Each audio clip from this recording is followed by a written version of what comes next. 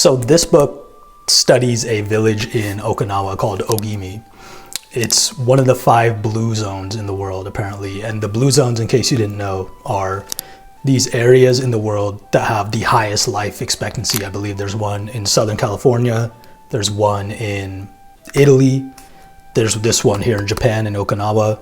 The life expectancy is like 100+ years old. So in this book, the authors, they literally just went to this village in northern Okinawa and they wanted to figure out, what do these people do? How do they live so long? How are they enjoying life while they live? Because as you read this book, you see that the people in this Okinawan village are extremely happy. They're in their 80s, their 90s, 100+ years old. Some of them are over 110 years old. And there's a few commonalities that this village and all the other blue zones have in common. There's a lot of social ties. They eat well, they stay active. They have some sort of goal that they work to, or work towards rather. Talk to friends, they eat healthy, they exercise. Don't those things sound like common sense practices to you in order to be happy, in order to live a more meaningful life? There are a lot of things that these people in the blue zones do that are just common sense.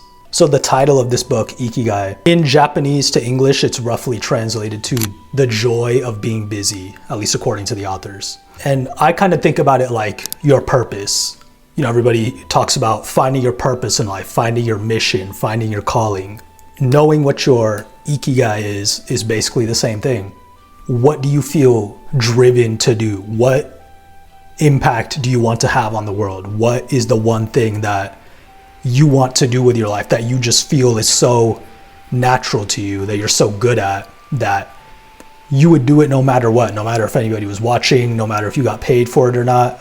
So before they get into the point in the book where they go and actually speak to the villagers, they talk a lot about certain ailments, things that we're all facing in modern life that make life more difficult, that lead to a faster aging process or a lower quality of life. Chronic stress, a sedentary lifestyle, a poor diet, and a lack of what they call mental exercise. So I'll get into that one first. Basically, mental exercise is like learning new things, having new experiences. We know literally from science, from like neuroscience, that when you're not doing new things, you kind of start doing the same thing over and over. Literally, the neurons and hormones in your brain start dying out.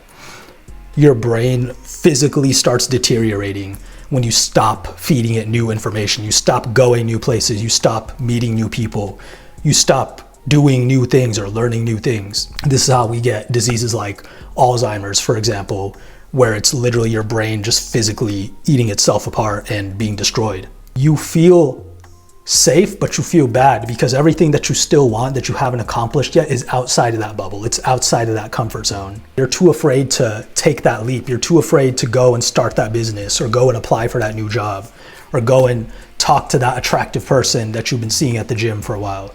You're afraid to take that vacation, just take that risk. You're afraid to start that YouTube channel. But facing these fears, facing these anxieties, these are good things, not only for your brain, because again, like we said, you're rewiring your brain to enjoy doing hard things, enjoy doing new things. It's literally developing new matter, new cells in your brain. Your whole self-image gets better. You start to believe in yourself more because you're looking at it like, hey, I just did that thing that I thought was really difficult. I was scared to do that. It was outside my comfort zone, but I went and I did it anyways. And now I just expanded my comfort zone because I realized, oh, it's not so bad. It's not so difficult to do that. So this keeps your mind strong and youthful. It can help slow down the aging process. And of course, as I said, it helps your self-concept, your self-image as a whole. Another thing they talk about is the chronic stress. So just the stresses of everyday life. Think about, you have to wake up, you have to go to school, you have to go to work. You've got all these bills you're worrying about, or you're worried about exams if you're in school. You're worried about your social life, you're worried about your dating life. We're just constantly worrying one way or the other about pretty much everything. We're never taking the time to just relax. Our stress hormones are always elevated. We're never able to just sit still and be present. And in this book, they literally talk about mindfulness is a key to overcoming modern stress. Being stressed is like the opposite of being mindful. Yoga, meditation, breath work, just being present with your body, with your breath as it moves through space, being present in this moment right here, right now. Another thing that can cause this chronic stress that they talk about is living a sedentary lifestyle. They reference a study that shows just sitting for about 30 minutes to 2 hours, something like that, literally drops your metabolic rate by 90%.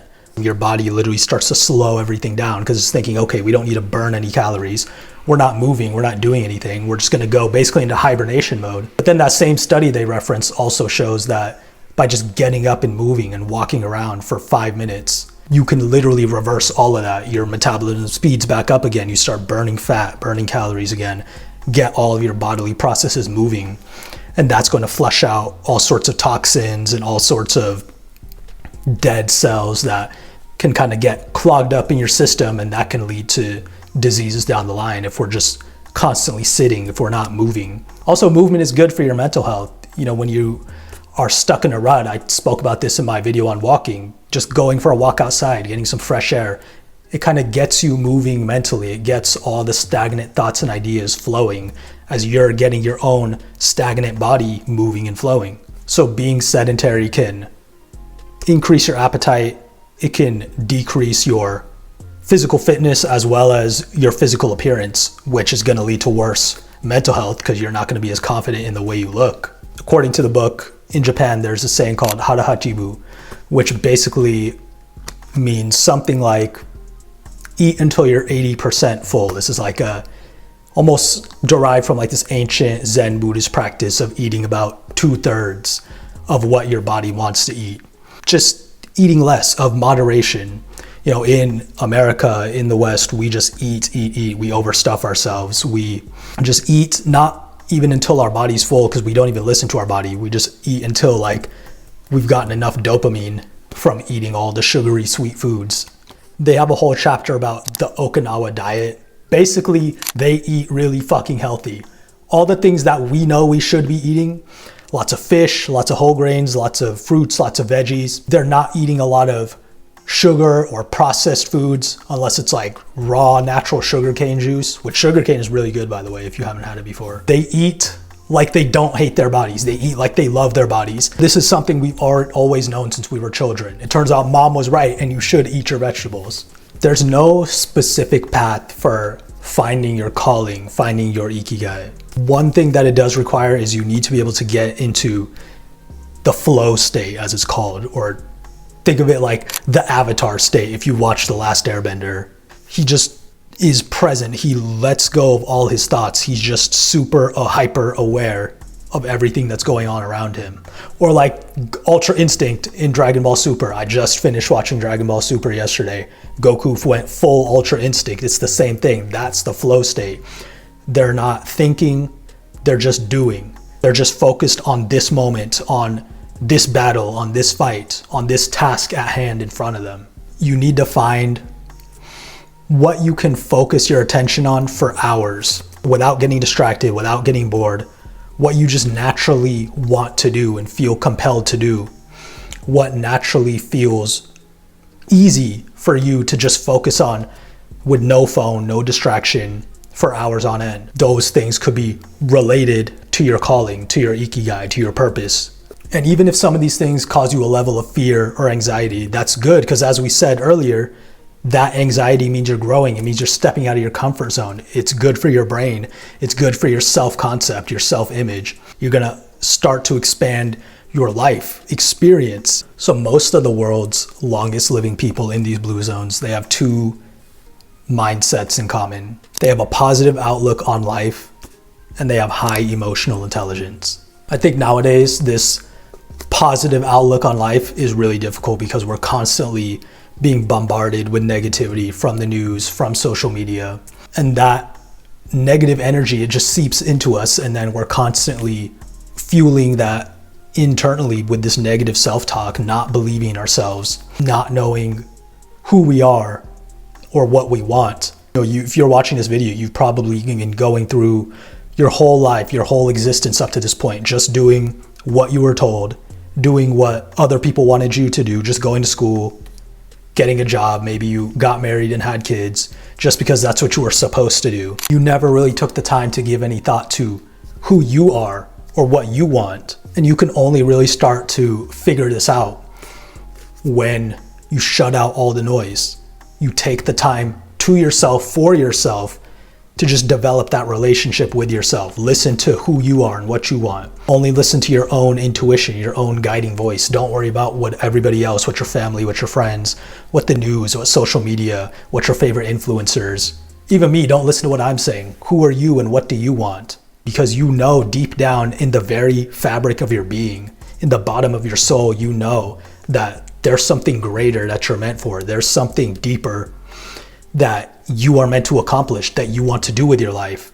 That has nothing to do with whatever society told you you're supposed to do. Your hopes, your dreams, your calling, your Ikigai. That's when you really start living. That's when life truly begins. In fact, that's the only way you can live. That's the only way you can be. The only person you can be is you.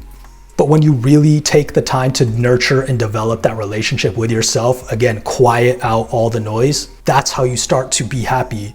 That's how you start to find that spark of joy again in life. Because think about when you were a kid, you just went outside and you played with your friends, or you were just playing with your action figures or whatever, and you were just enjoying life. You weren't thinking about yesterday. You weren't thinking about tomorrow. You were just thinking about this present moment right here, right now, and you were enjoying it to the fullest. This day, today was all that existed, because reality can only exist in the present moment.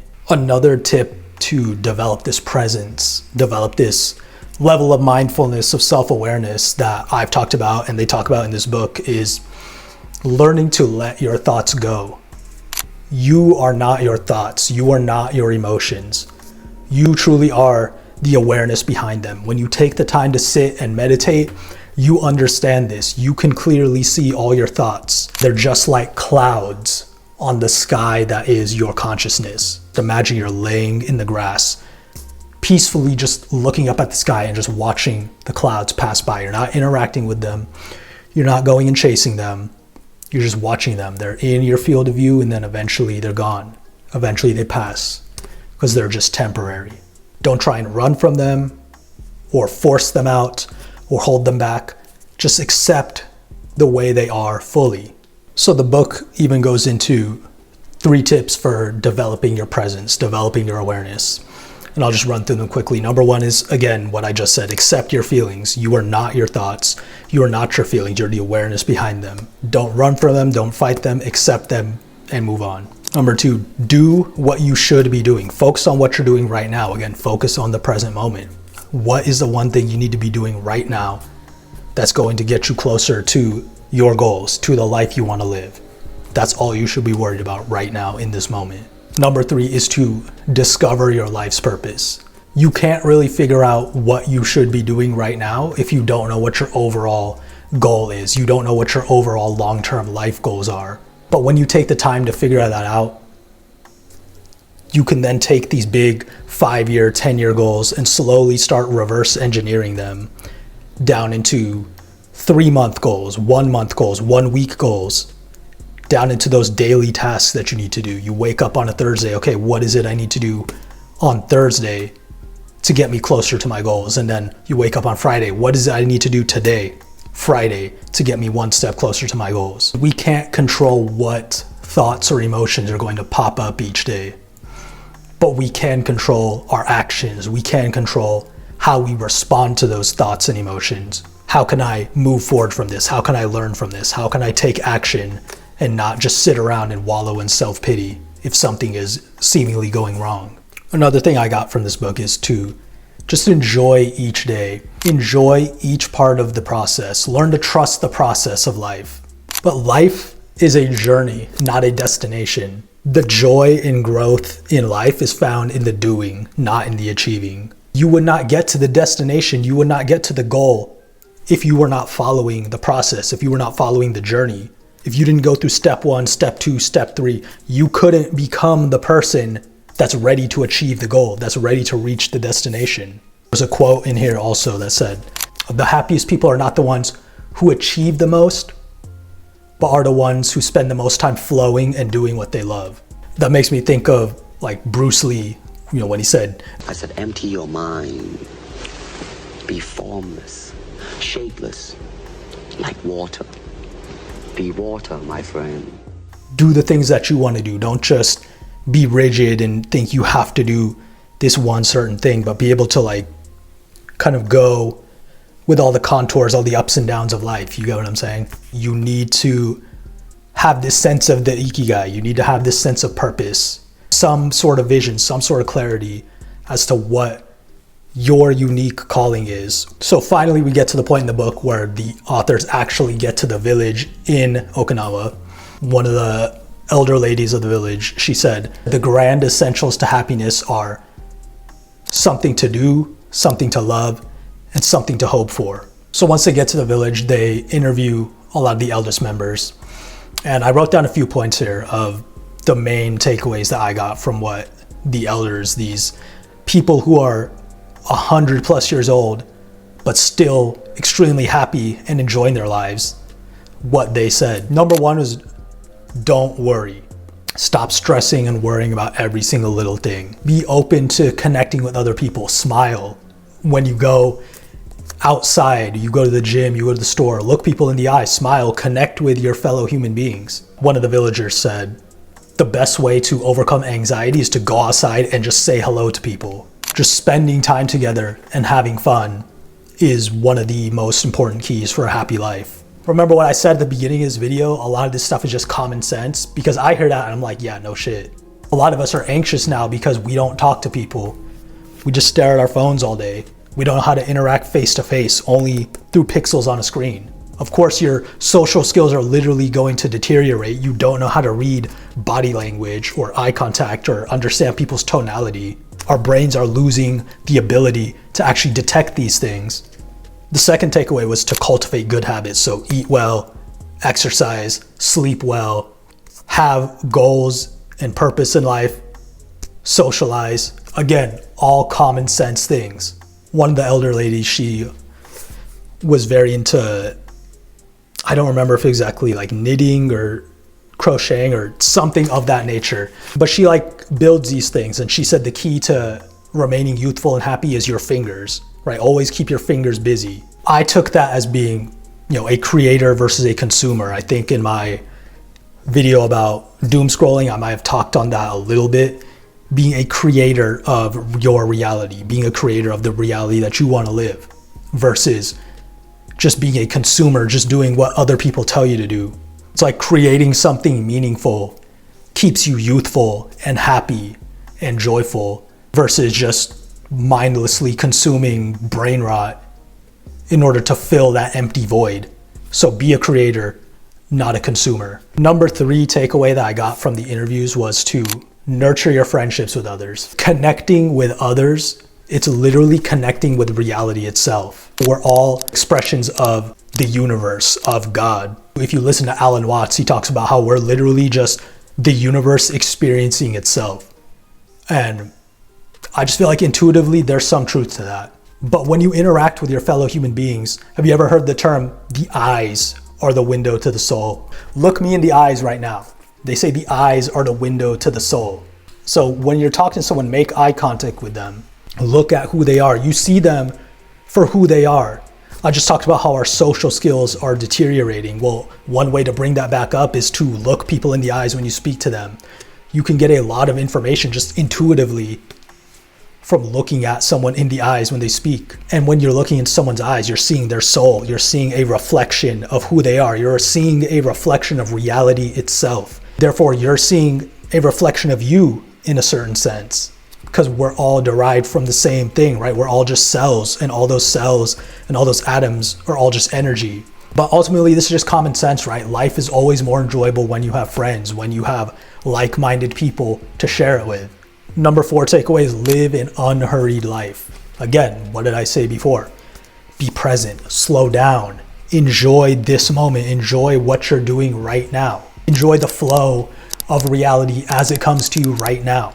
There's a quote in here from Albert Einstein that said, a happy man is too focused on the present to dwell on the future. Einstein already knew what I'm telling you right now, what this book was telling you. Like right now, I'm recording this video and I'm just talking to you, and all I'm thinking about right now is talking to you. I'm looking over at my notes over here just so I remember all the things that I wanted to say to you.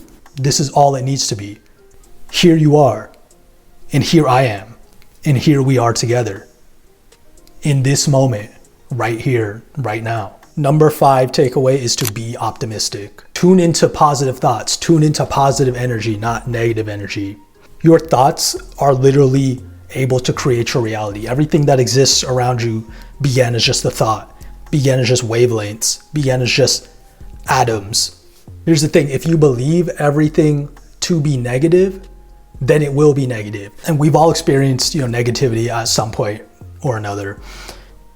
But we've also experienced what it's like to help people, to be positive, to be optimistic, to just show love to someone. And life just feels so much better. You feel so much happier and more fulfilled when you're spreading positivity, not negativity.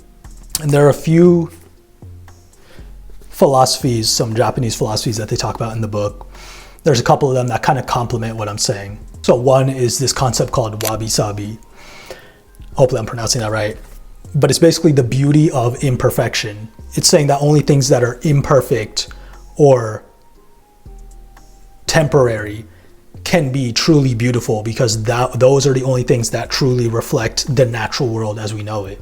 The temporary things like nature and even time itself, things we have no control over in our human form, it's the impermanence that makes it beautiful, that we know it's not going to be here forever. We're not going to be able to live this life forever with these same people and these same experiences. We only get this life once. This is the only chance you had. There's no re-rolls. There's no new game plus. This is it. Another concept was Ichigo, Ichie. This moment only exists right now and won't come again. I don't think I need to explain that because I've already kind of gone over that concept. But again, every encounter, every interaction is unique and will never be repeated again. And that makes it all the more beautiful. That makes it all the more meaningful, that every day of our lives can and should be unique and is unique. We're never gonna experience the exact same day twice. But when you spend every day working towards a meaningful, fulfilling goal, it just makes every day more beautiful. Every moment holds infinite possibilities and can feel like an eternity when you know your purpose, when you know your Ikigai. It just adds a level of joy to your life every single day that just can't be replicated through achieving material success alone. Don't let the pursuit of material success, and success in the sense that society puts it, getting a bunch of money, a bunch of sex, a bunch of big house, big car, whatever. Don't let that distract you from what you truly want out of life, the life that you truly want to live, the happiness that you truly want to attain, whatever that looks like for you, whatever that feels like for you, in whatever process that you are going to achieve that. Don't get distracted from it. Trust your intuition, trust your curiosities. Those are your internal compass towards your Ikigai. Pursue the things that you enjoy and stop pursuing the things that you don't. Remember this. If you take nothing else away from the video, remember this. Life is not a problem to be solved, but a journey to be experienced. Always remember that being here right now, today, is a blessing. Always remember to smile and be grateful that you can be alive in this moment, right here, right now, in this world full of possibilities. My friend, today is truly all you have. So make the most of it and make it worth remembering. I appreciate you, my friend. Thank you for watching. I hope you got something out of this video that you can take away and implement into your own life moving forward. Have a blessed day. I'll talk to you next time.